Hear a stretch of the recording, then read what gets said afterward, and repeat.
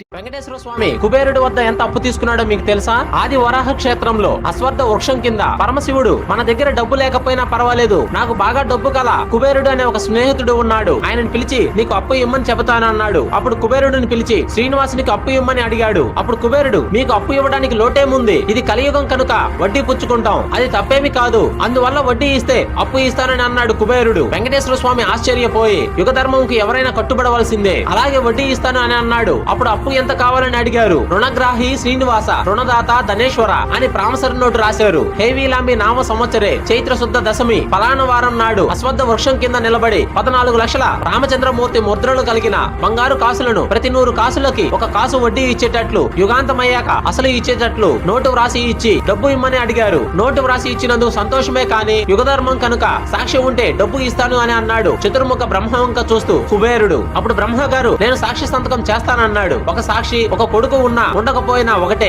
ఏమి అనుకోకుండా ఇంకొక సాక్షి సంతకం కావాలి అని అన్నాడు కుబేరుడు. వెంకటేశ్వర స్వామికి నమ్మకమైన స్నేహితుడైన పరమేశ్వరుడు వంక చూస్తే పరమశివుడు సాక్షి సంతకం పెట్టాడు. అప్పుడు కుబేరుడు 3 సంతకం పెడితే ఎంత బాగుండునో అని చాలా బలంగా అన్నాడు. 3వ వారు ఎవరా అని తల పైకెత్తి చూస్తే అశ్వత్థ వృక్షం కనపడింది. నేను పెడతాను మహాప్రభో అని వృక్షం కూడా సంతకం పెట్టింది. 3 సాక్షి సంతకాలు పెట్టాక అప్పిచ్చాడు కుబేరుడు.